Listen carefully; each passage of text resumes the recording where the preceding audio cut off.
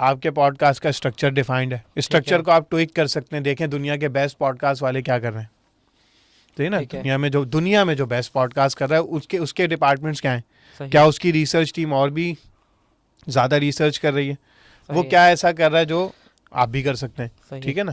پھر اسی طریقے سے ان کی ٹیم میں کے جو لوگ ہیں ان کے اندر کیا صلاحیتیں ہیں, کیا اسکلز ہیں, کیا کیریکٹر ٹریٹس ہیں جو آپ اپنی ٹیم کے اندر ڈیولپ کر سکتے ہیں. اگر یہ سب آپ ڈاکیومنٹ کر رہے ہیں اور ساتھ ساتھ اس پہ ایکشن لے رہے ہیں, تو چاہے پوڈ کاسٹ ہو, چاہے بڑی کمپنی بنانا ہو, چاہے کوئی اسکول بنانا ہو, آپ کوئی بھی کام اچیو کر سکتے ہیں.